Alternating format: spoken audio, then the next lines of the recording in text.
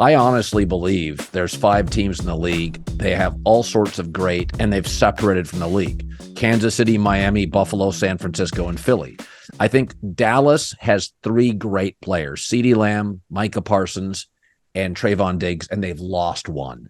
I don't think they're a great team because they don't have a great quarterback or a great coach. Generally in this league, 3 things make you great: a great coach, a great quarterback, and a great pass rusher. That's why I never worried about the Chiefs in their opening loss. And their defense is going to be sensational. It's why if Burrow could get it right, now they won tonight, if Burrow could get it right, they've got, I think, a smart young coach, a great quarterback, and a great edge rusher who had a field day against the backup tackle for the Rams. I honestly think there's 5 teams in this league. Like Philadelphia's roster is great. San Francisco's roster is great. Josh Allen is just a tornado of activity. I mean, he's just a massive game-changing athlete, and they have a good defense. Miami's offense is like a track meet, and Kansas City's got the best coach and quarterback on the planet. After that, I think as quarterback becomes more important and pass rusher, due to the importance of the quarterback, becomes more centric to the winning in this sport, there's a big gap. There's a big gap. I think I would include Dallas in the group that you have, because I think whatever questions you have about Dak, I think you've got to have the same, if not more, about Purdy. Now, we can say Shanahan is a far greater coach than Mike McCarthy. The Mike McCarthy fans would say, well, Mike McCarthy's actually won a Super Bowl. Kyle Shanahan, has not. But I do think Shanahan obviously is a more, innovative play designer and things. Right. I think he's a better coach than Mike McCarthy. What I think is interesting about your group of teams is the Miami piece of it is so fascinating because they just scored 70 points and it looked like it was easy. Yeah. They theoretically have Jalen Ramsey coming back. I'm not sure if he will, but they seem to believe he will. They have, maybe a top 3 coach, certainly a top 3 offensive coach in Mike McDaniel, a D coordinator kind of in the mold of, in my opinion, what the Chiefs did with Spagnuolo. Be like, okay, you were a great defensive coordinator. It got you a head coaching job in Vic Fangio. That didn't work out. This is what you're supposed to be. Some people are just made to be coordinators, and Vic Fangio's that. So they check all these boxes. And the one obvious kind of, ominous cloud over them is Tua's health. And everybody's nervous about it. So here's what I said today, and I'm curious your thoughts on it. Let me throw a hypothetical at you. If the Miami Dolphins were in the midst of a contract negotiation with Tua and they had it 90% done, it's like, okay, we're haggling over just the fine print. We'll get it done in the next few days. And then he suffered a major concussion this past week. Would they freeze the negotiation? Yeah. I argue they would. Okay. Yeah. Well, they broke off negotiations with him before the year started. Herbert got his deal. Burrow got his deal. Lamar got his deal. Tua just hung 70 on a team. Tua Tagovailoa should have his agent go to the Miami Dolphins and be like, guys, we need to reopen those negotiations, and we need to do it right now. Because while you guys, the reason you don't want to is because of my client's health, got it? The reason we're demanding we do it is because of my client's health. You think you can win the Super Bowl? We think you can win the Super Bowl. We would like that contract right now. We've never seen a quarterback do it, but if Tua's agent were to say, give us the rationale why Justin Herbert deserves a contract, my guy doesn't, there isn't one. Same draft, similar accomplishments. There is one. Go ahead. If you were great and I was great, but you didn't show up as regularly, and there were concerns we had about your health because of a lifestyle. Now, obviously, football, it's just a matter of getting tackled. Yes. But if there was, people said, Nick's just not dependable physically. Sure. I agree with that entirely. Maybe I said there. Maybe I Herbert doesn't have wrong. That issue. No, Herbert doesn't have that issue, and Herbert. I totally agree. But the point I'm making is that issue almost cuts both ways in this regard. That is a concern of the Dolphins. It is also a concern of, I'm sure, Tua, which is why if there was ever a player that should be fucking cutthroat about his negotiation, it's Tua, who should say, you guys want to blow up this special team that could win a Super Bowl, what do you think the Dolphins would do if he said, I want a contract or I'm not playing Sunday? Sunday, 1 p.m. is the deadline. Would they blow their season up or would they swallow hard and pay him? I think they'd swallow hard and pay him. The other thing, too, is going for him is, guys, since I've been here, you've tried to trade for Tom Brady or acquire Tom Brady, trade for Deshaun Watson, Russell Wilson. You flirted with Aaron Rodgers. I'm now dropping 70 on people. You've shown no loyalty to me. Right. I would like my goddamn money. Yeah. And I'd just be very curious what they do. I'd be very curious what they do. Well, I think they really like him. And his comp was Drew Brees, and you're seeing a lot of it. He's a very quick, accurate distributor of the football. Not terribly big. Not great downfield. That's why they got him guys that are good after the catch, like Jalen Waddle and Tyreek Hill. They're very good after the catch. So I think they've managed him well. He's an easy guy to root for. He was crapped on by Brian Flores, the concussion issue. I hope he gets paid. I would really struggle to pay him. Me too. I do believe he would give, he's the kind of guy, Herbert did this. He would give the team a team-friendly deal if they said, listen, we'll pay early, but you got to give us, we can't get trapped for 6 years if you go down.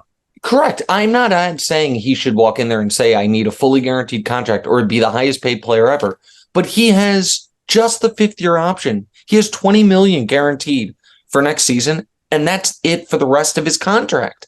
And at one point, like, you threw up that scenario of you and me at work, okay? Let's just say that exact scenario were to exist. And all of a sudden, our employer was in the midst of what they considered, oh my God, this might be the greatest year we've had in 30 years. Right. And it's because of Nick. I might walk into the office and be like, you might be worried about my drinking and my gambling, but I'm not showing up next week if you don't pay me more. And let's just call my bluff if you want. But the NFL's very cutthroat. And we know that when Trayvon Diggs got hurt, one of the first, it happened while I was on the air. And one of the first things I did was Google. I was like, didn't he just sign a new deal? And I saw he did. And I was like, good. It's like, thank goodness. I'm happy that he got paid 2 months ago. Right. And then I thought about it. I was like, man, if I'm Tua, I've got a lot of leverage. We're taking knees and still scoring 70. I might tell him, $100 million guaranteed, 5 years. Yeah. No, something like that, to where I have some real safety. You could get it right now. Yeah, no, I would consider that, because $100 million is massively under the market. And if I said, listen, we'll give you a year extension, we'll rework it. This is massively under the market, but we want to take care of you for life. Here's $100 million in the state of Florida with no tax. Yeah, a 3-year, $120 million. Something like that, where there's something there. Yeah, I would do that as a GM. Also, with a big signing bonus, it's not punitive. If you left in a year, I got 1 year and I got 2 left. I just drafted another quarterback. I'm not paying him anything. What you worry about is 5 years of Deshaun Watson. You can't get out of that thing. Can't get out of that. Can't get out now. But I think there is some. I do think, because Tua has had a rough road, he's a good person, he's having a great season, and he's beloved. I do think there is value where you say, guys, let's do a 3-year deal. We all know the elephant in the room. It's no longer an elephant. We're discussing it. We'll set him up for life, but we're not going to do 4 and 5 years, and it's going to be below market. And by the way, that's a gamble by Tua, but I also think he's not money driven. I think there's different types of gambles. Like I'm not trying to. This is maybe a personal example, but I'll use it, and it's very different. I understand. I have every contract I've ever signed. I've signed super early. I've signed way earlier than I had to, because I really, really valued. It was different things. It was like I had just moved to Houston to do radio. And I'm like, if I just bought a house, like, I'm not going to try to maximize dollars. I'm maximize security. I had just moved to New York and put my kids in private school. I'm like, I just want safety and security. There's different times that you value different things. And then there's times where it's like, you know what? Been making a lot of money for a long time. I'm pretty set up. I want it now. I want to maximize as many dollars as possible. Like, people reach different places in it. It makes sense for, like Joe Burrow, who seemed willing to take that contract negotiation to the day before the season started, because he's like, you know what? I was the number 1 overall pick. I have all this money already. Even if I were to suffer a major injury, you would have the whole league lining up for me. I'm going to maximize dollars. If you're Tua, it's like, yeah, maybe I dreamt one day of being the highest paid player in the league, but there was a time 9 months ago I thought, am I never playing football again? Okay, well, in that case, I value the security of, permanent financial stability. So I think it could work for all parties. By the way, the games tonight, Philadelphia is better than Tampa. We know it. They're kind of finding their way. The Rams had a great opportunity. It's interesting. The Rams are in they're not a huge brand in LA. They're not nearly as big as the Dodgers, USC, the Lakers. They're really not. They're like fourth in town. I did not think I thought Sean McVay had a very poor night. Did not run the ball in the first half, which they've done particularly well. Didn't use the screen game as they were losing protection. Stafford looked like he didn't practice. He missed layup after layup. I just don't think McVay had a good game plan. Punted on 4th and 5, down 10 with 6 minutes left and one timeout. I mean, what are you doing? I mean, I understand now they punted on 4th and 5, down 10. With 6 minutes left and one timeout. That guarantees if everything works out perfectly for you, you're in an onside kick game. Yeah. Which is exactly what happened. Everything worked out perfect. They got the stop. They got the ball. They scored a quick touchdown. Kick an onside kick, you lose. I mean, I like McVay a lot. He was not bathed in glory tonight. No, I thought Sean really struggled. I just thought he was completely off. And coaches can be off and players can be off. We're back with another week of football, and DraftKings Sportsbook is keeping us in on all the NFL action. Great offers every single game. New customers can bet $5 and get $200 instantly in bonus bets. Throw $5 down on any of the week's epic matchups. Walk away an instant winner. DraftKings is not stopping there. All customers take advantage of 2 new offers every game this September. Football's more fun when you're in the action, no question about it. Download the app now. Sign up code Colin. That's me, COLIN. New customers bet just $5 and get $200 instantly in bonus bets. Only on DraftKings Sportsbook, an official sports betting partner of the NFL with the code Colin. The crown is yours. For a limited time, you can save up to 40% off on an NFL Plus premium annual subscription when you sign up through Plus Play from Verizon. Plus Play. It is a platform where you can shop, manage, and save on the subscriptions you already love, like NFL Plus. With NFL Plus Premium, you get access to live games on mobile, NFL Red Zone, NFL Network, and more. So you can watch multiple games all at once on any screen around you for updates. Never miss a touchdown. That simple. And for fantasy players, NFL Plus Premium makes all the difference. Access to programming like Fantasy Live through the NFL Network, Red Zone for tracking player performances on a Sunday, access to live local and primetime games, access to Fantasy Plus. Just go to verizon.com/NFL to get NFL Plus Premium today. 40% off, that's 40% off an annual subscription, just $59.99 for the full season. Get it before it's gone.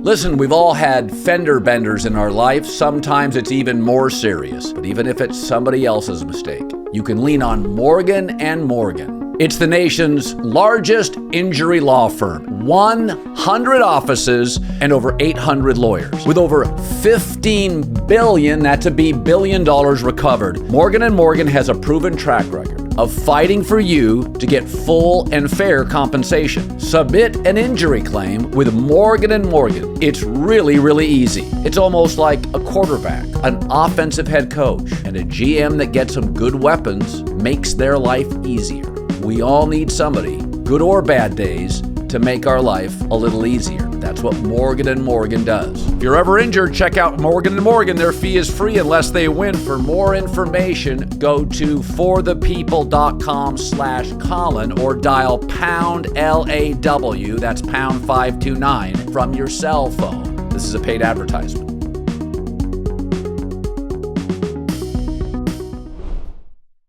I was saying this yesterday. I was talking, I think it was Jason McIntyre. I said it on the air and I texted him yesterday. it's the strongest quarterback class ever. Arizona is not the worst team. Chicago probably is. And you'd obviously take Caleb Williams over Justin Fields and start over. That's not even a discussion. Arizona is going to win. Arizona's going to win 3 or 4 games, and they're just not going to be there.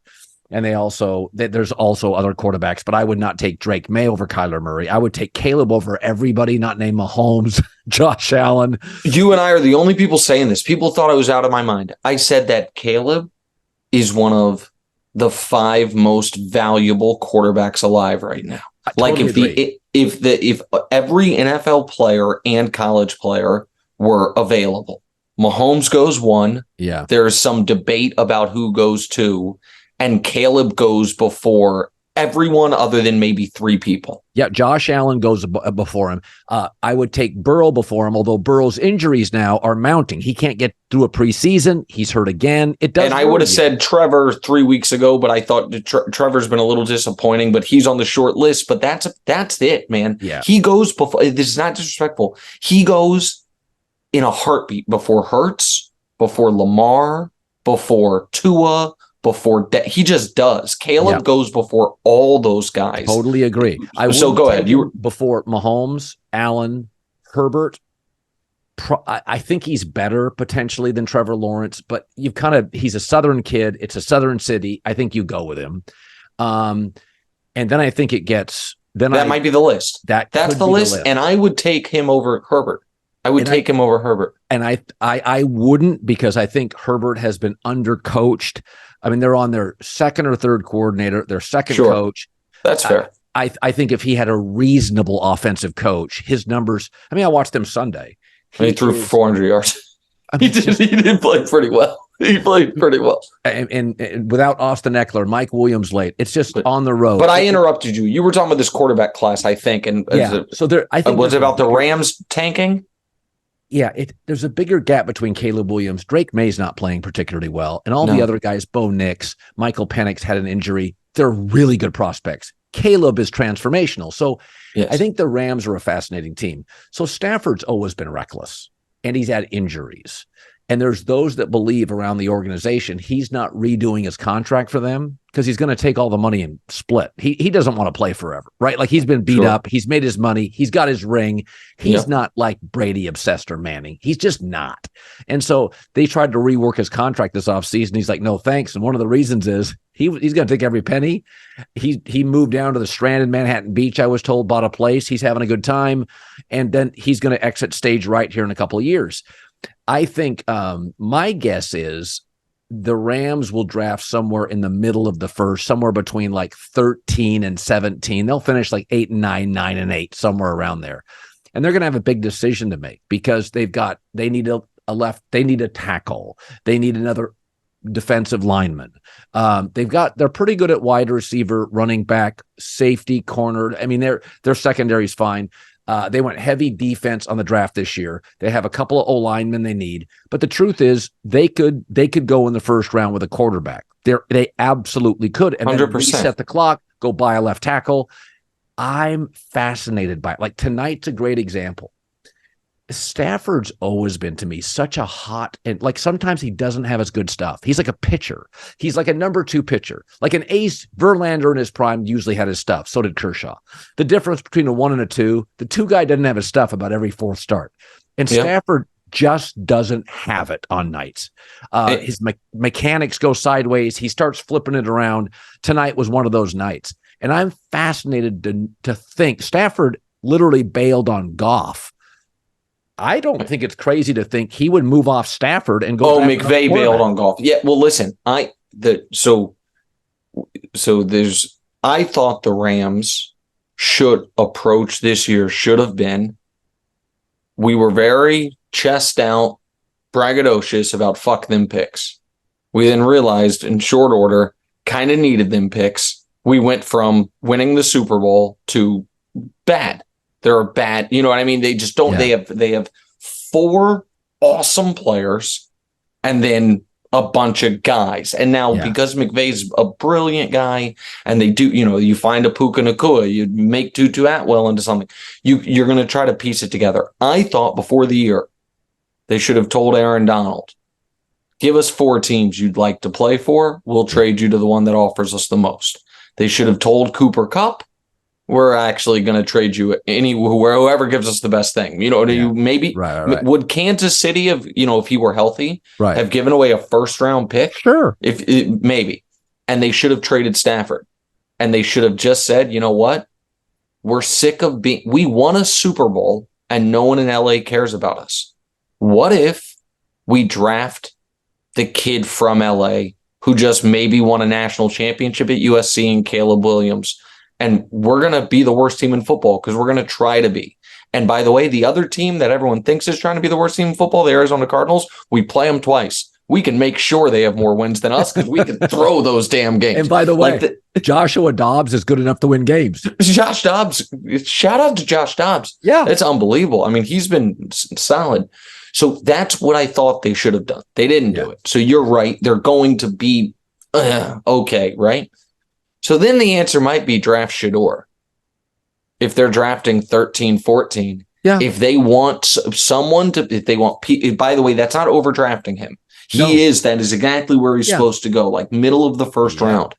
And by the way, if you're right, Stafford wants to play another year. Shedeur is probably not the type of guy you want to play immediately anyway. Right. Clean up the cap. Then maybe that's when you trade away some people, get some picks back.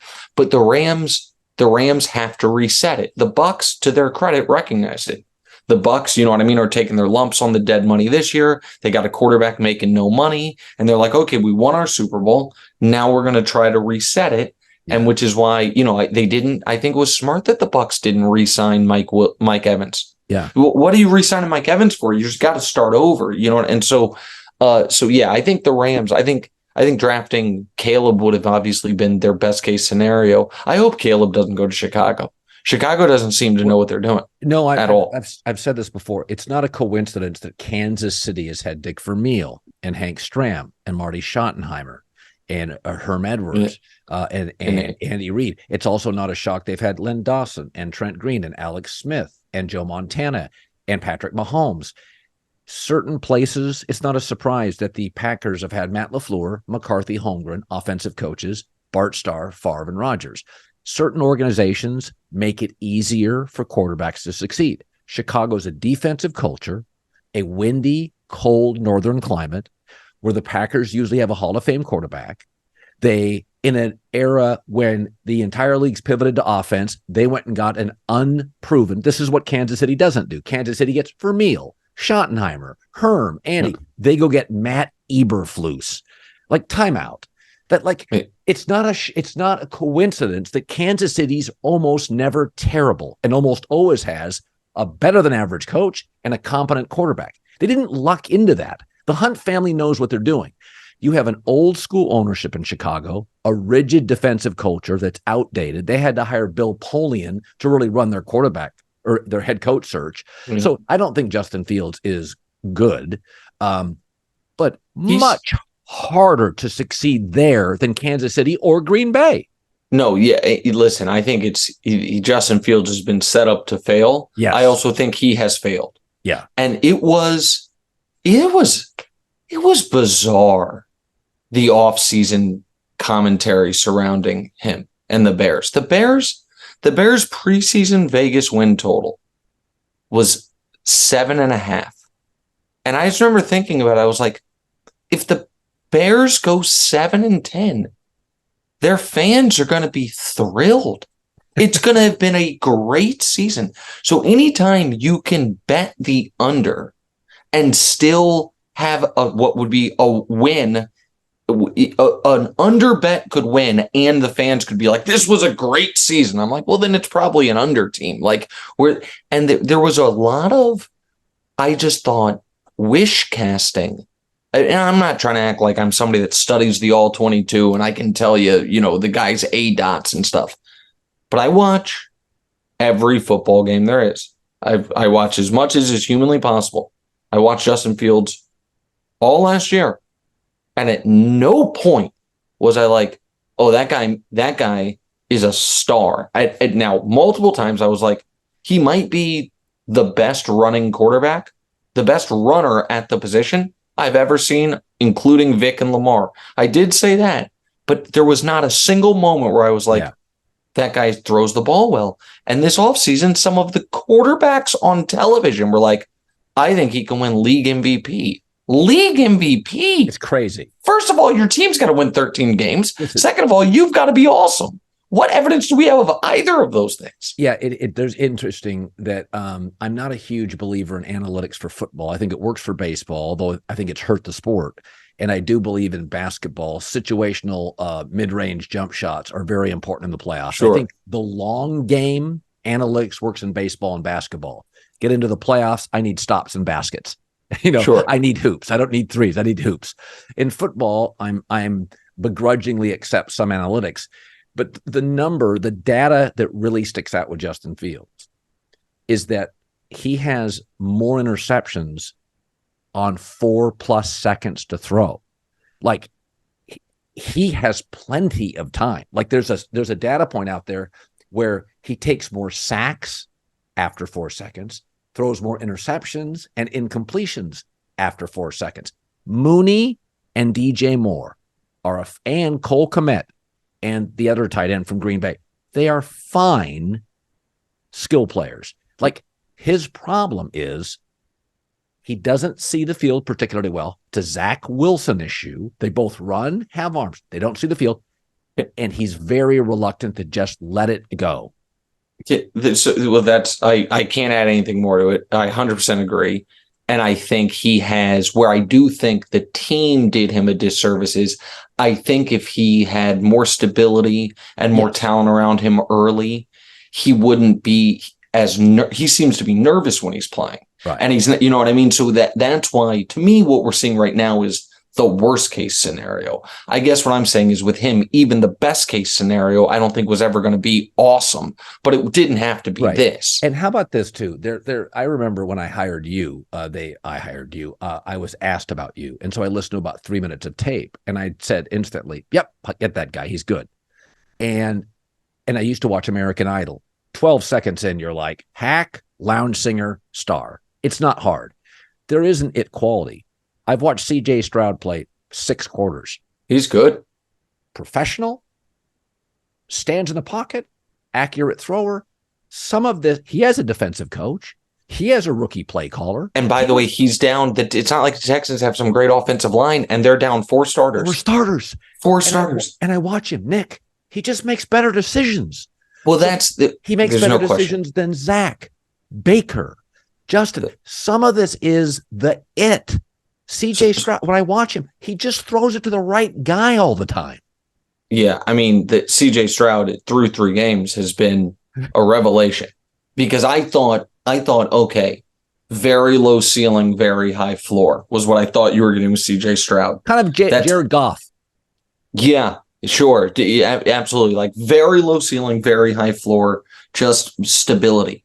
But again, I don't want to overreact, but now I think the ceiling is much higher than I thought. You've said Zach Wilson a couple times. I know the Jets are over discussed. Can we talk about the Jets for a minute? Sure. Yeah. Okay. I think the Jets are going to kind of be let off the hook for how disastrous this was always going to be because Aaron got hurt. Right. Because, okay. So a number of things here that just make no sense. And they're being laid to bear with Aaron being hurt. Their entire offseason, when you look at it, was about hiring friends of Aaron Rodgers. Probably not a good way to start. Right. Who's the guy who almost caught the ricocheted Hail Mary? The answer is Randall Cobb. Why is Randall Cobb there? You signed McCole Hardman away from the Chiefs. He has 1 catch for 6 yards because Cobb and Lazard are the ones getting on the field. Well, who's making that decision? Oh, yeah, Nat Hackett. What's his great qualification? Oh, yeah, he's Rodgers' buddy. There was a very interesting moment when Saleh this weekend, I'm sure you saw it, was asked about, why is Zach still the starter? And he was about to say he's the best quarterback we have. And then he stopped. He was like, he gives his best chance to win. But the answer is it's because Tim Boyle is the backup. So Tim Boyle, I said this on TV. Both of my co-hosts today said that can't be right. And I said, just go Google it. Tim Boyle played 3 years at UConn and then played 1 year at one of the directional Kentucky. Those 3 years at UConn, Colin, I swear to God, this is accurate. He had 1 touchdown pass and 13 interceptions. So it's not like, oh, he never got to play. He played 3 years of D1 college football, had 1 touchdown pass and 13 interceptions. In the NFL, he has thrown 108 total passes in a 6-year career that I don't know how he's had a 6-year career. In those 108 passes, he's been picked off another 8 times. So why is he there? Oh, yeah, because he was on Rodgers' ayahuasca trip with him. He's his buddy, and that's his guy. So Rodgers goes down. And by the way, Dwayne Brown this week is on the IR. That was going to happen whether or not Rodgers went down. Dwayne Brown was going to the IR, and Robert Saleh was still going to be your coach.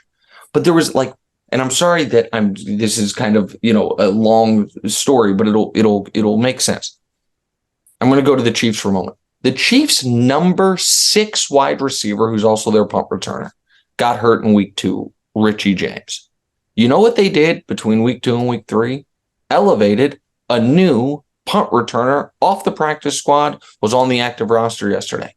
The 51st most important guy on the team got hurt. They were like, okay, he's on IR. We need to elevate someone to take that spot. The fucking Jets starting quarterback went down. They signed no other quarterbacks. They were like, we're going to stick with Zach Wilson, who our team openly revolted against last year, was wearing T-shirts of his backup, and we're shocked this thing's going sideways. Yeah. I know J-Mac on your show is big on they can save the season with Cousins, whatever it is. I don't know about anything. What I know is Zach Wilson's the worst quarterback I've seen in my life. He's the worst that's gotten a lot of chances. Yeah. The team knows it, and they refuse to bring someone else in a way that is mystifying to me. It could threaten Aaron Rodgers. See, I felt this with Green Bay at the end. They were walking on eggshells. I think the Jets are walking on eggshells. They don't want to offend Aaron Rodgers. Randall Cobb, Alan Lazard, Billy Hunter, this backup quarterback. I mean, I think a lot with Aaron is, I think people are a little intimidated. Aaron comes off. I think he's smart. I don't think he's quite as Peyton Manning smart. I don't think he's as smart as he thinks he is, but that's an epidemic in the world. I think with Aaron,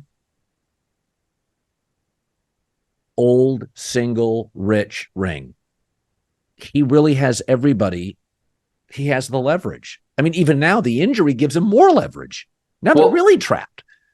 And by the way, if this thing really goes terribly, so Saleh's record is abysmal. I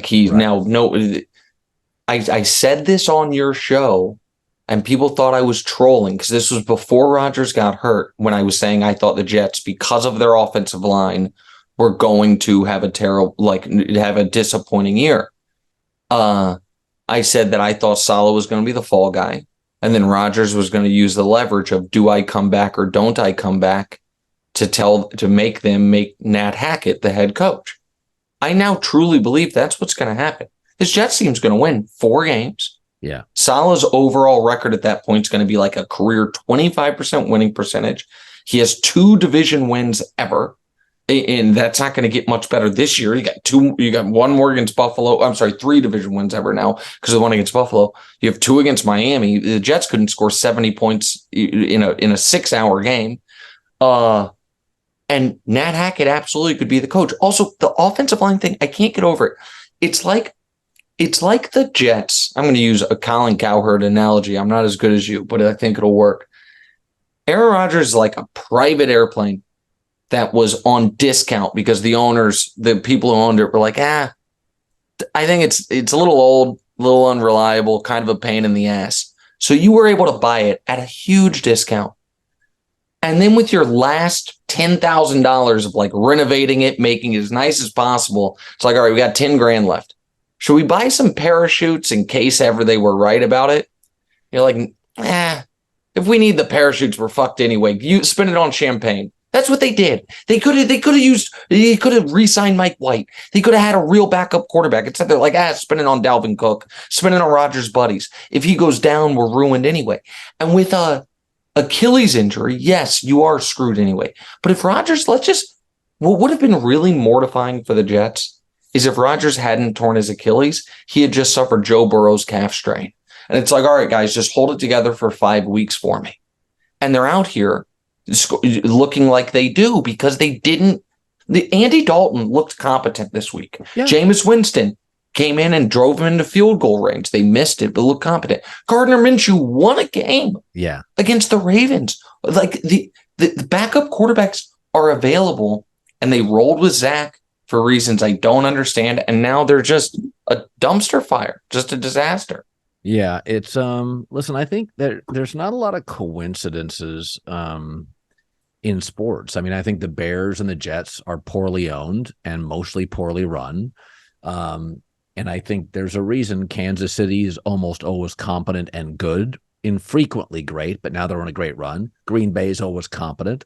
I mean, even New England now, it's a pop gun offense, but they're competent. I mean, they beat the teams they should beat. They're not going to beat Philadelphia. They're not going to beat Kansas City or Buffalo, but they're going to Miami. They'll beat the teams they should beat. They'll knock off one or two. I don't think there's a coincidence. I mean, I say this all the time. I've been in this business 30 years.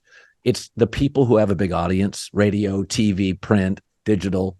It's not a coincidence. They either work harder, they're more talented, they're smarter, they're more captivating. I think it's the same thing in the NFL. The Jets are listen, think about it. They pursued Rodgers because they whiffed with the number 2 pick, right? Yeah. So the number 2 pick that they had to pick because they whiffed on the number 3 pick 3 years prior. They were 4 years prior in Darnold. Like, they've had so many bites at this apple. And they're constantly spending bad money to fix it. So they whiffed on a left tackle. They whiffed on a quarterback. So now they go get Dwayne Brown. And now they overspend for Aaron Rodgers. And now they want to bring in maybe Carson Wentz or Kirk Cousins. The Packers are a well-run business. The Bears are a poorly run business. The Chiefs are a well-run business. The Jets are a poorly run business. These are all businesses. And to bring the Bears, I mean, again, sorry, salt in the wound for Bears fans. The Bears drafted Justin Fields because Mitch Trubisky didn't work out, who they drafted over Patrick Mahomes in that draft. That was the Bears were drafting a quarterback in the Patrick Mahomes draft. By the way, Mel Kiper, Greg Cosell said Trubisky is going to go in the first round. Watch him. I was with my family in Hawaii. I went inside off the beach to watch his Carolina team play, I think, Florida State. So I watched a half, and I text Greg Cosell. I said, I don't get it. His ball dies 20 yards in. I don't get it. And he said he's a front leg thrower, and I don't like him. And I said, Greg, I'm a radio TV guy, but his ball dies. His ball doesn't carry. He made a sideline throw, and I don't know if it was intercepted, but you could just see and that was his NFL thing. He was more athletic than he was given credit for, but a far worse thrower than he was given credit for. And they drafted him. The Bears drafted a receiver named Velus Jones in the 3rd round 2 years ago. He was at USC, transferred to Tennessee. When he was at USC, they could have made a phone call. He couldn't track the ball. He couldn't, and the ball he's like a center fielder who couldn't track the ball. He's been a complete bust. Like, it's like their phones don't work. They don't make calls. They don't have, it's like Trubisky was not a first round quarterback. Velus Jones was not an NFL 3rd round pick. Like, sometimes it's not a coincidence. They don't know offense. I know it's getting late, but you mentioned USC, which reminded me, can I ask you a college football question? Yeah. This is kind of a media question as well as college football. Oh, by the way, I think there is nothing, and I like Dan Lanning. I like him a lot. Dan Lanning is a Kansas City guy. Yeah. Used to listen to my radio show, called into my buddy's radio show in Kansas City, the Church of Laszlo. I like Dan. Yeah. But I got a little bit of a chuckle. The coach of the Oregon Ducks, also known as the Nike Marketing University of Football, being like, they're in it for the clicks. We're hard-nosed. We play these games with the lights off. Like, huh? Don't you guys have neon yellow jerseys? They have 300 uniforms. It's like, give me a break. Like, hold on. His speech was for his players to get them fired up, but I saw that. I'm like, this isn't exactly Texas A&M out here being like, give me a break. All right, so here's my question. I think USC is going to score 70 points on Colorado. Yeah. I think it's in play. I mean, I think Oregon has a better defense than USC. Yeah. USC has a better offense. USC is going to score every time they touch the ball. If Colorado gets annihilated again, does the country stop caring about them for this year? I think Colorado, because they're humiliated, is probably more competitive at home, and USC's defense is better than last year, but not great. So I think it's more of a 45-21 game. I don't think it's that close. USC's clearly better. They may score in the 50s. I think what Deion has done, he has not moved college football fans to his channel. He's brought in people that didn't like college football, pro fans, Deion fans, Cowboy fans. If you look at the numbers, he's not moving people from Georgia to Colorado. No, he found like he's got it. Yeah, and listen, it's not poor form to say it because it's facts. There are massive amounts of black people that were not watching college football that are now. Not that black people don't watch college football, but when you look at our guy, Michael Mulvihill at Fox, has all the data and tweets it out. What Deion has done for the black audience of college football, and that's tremendous. It's historic. It's unprecedented. He added 35 to 40% viewers that don't watch the sport. Correct. And that's not obviously all black people, but that is disproportionately a black audience. And so I just wonder, I think that was the other, like the idea, there was some after Colorado got their teeth kicked in, there was some pushback. They were like, oh, maybe now the media will stop pushing this down our throats. Guys, there were 10 million people watching a Colorado State game at 2 a.m. Eastern. Yeah. If you go to DraftKings, volume war with DraftKings, right? DraftKings. Yeah. If you go to DraftKings, they have a tab. It's like you want to bet the NBA, the NFL, college football, Colorado, and the tennis. Like I mean, that's true. Go look at it. It is. This was not. Certain things are media creations. The interest in Colorado was not. People were into it. And I think they still are. If they lose by 40 next week, I think it dissipates a bit. Taylor Swift, Travis Kelce is very much media generated. It's fun. It was a blowout. The game was over. Let's put it up. I'm fascinated in Deion Sanders. I don't think it will be as intergalactic ratings bonanza comets through the sky, but I'll still watch. I mean, I said before, I'm not rooting for him or against him. I root for interesting. Deion's interesting. The cowboy hat, the shades, the attitude. Colorado has been you don't even remember this. I knew Colorado sports because of Robbie Benson, a movie in the 70s called One on One. You could Google it. It was I don't remember. Movie. Like nobody cared about Colorado sports. The first memory I have of Colorado sports, I was never a Missouri football fan, but I'm from Kansas City, Missouri, is the 5th down play. I don't know if you remember, Missouri was playing Colorado at the end of a Big 8 season one year, and the down guys screwed up, and Colorado got a 5th down. But all right, here's my last Colorado thing. This is their schedule the rest of the way. Home for USC. Loss. They're going to get, at Arizona State. They can win that. Okay. Home for Stanford. Win. At UCLA. Win. Oh, okay. Well, then they're fine. Home for Oregon State is probably a loss. Go either way game. Home for Arizona. Win. And then at Wazoo and at Utah. Loss. They'll definitely lose at Utah. Utah's home. Utah's just big. If you took Shador and Colorado's best skill guys and gave them to Utah, you'd have the best team in the country. I mean, because Utah has all the. When Deion's talking, I need 7 or 8 people. He means offensive and defensive linemen. Yeah, he needs big people. But so you think they can go 7-5, 8-4. Absolutely. That would be an amazing season. Yeah, I think that'd be an amazing season. I think it's wonderful. He has brought, and when I say he's brought people in that didn't watch the sport, he's brought NFL fans in, Niner fans, Cowboy fans. He's brought people that didn't really they're Deion fans. And by the way, if Deion walked through a mall, it's not just, he's Deion Sanders. He's got all sorts of fans forever. Wilds asked this, and it was a very interesting question. It wasn't even on TV. He's asked me. He said, is Deion the most famous person to ever coach college football? And it's like, I mean, I don't. Well, Bear Bryant is famous because he coached college football. Yes, I think he's the most famous person who's coached college football. And like right now, if Nick Saban and Deion Sanders are walking on separate sides of the mall, first of all, there are parts of the country where Nick Saban would not be bothered. And even in Alabama, everyone knows Deion. They might be more excited about Nick, but nobody doesn't know him. And so like that is a real power. It is a level of like fame and celebrity we've never had in college football. When you have a nickname and your nickname doesn't have anything to do with your name, like Mamba, Kobe, that's famous. Prime, Deion Sanders.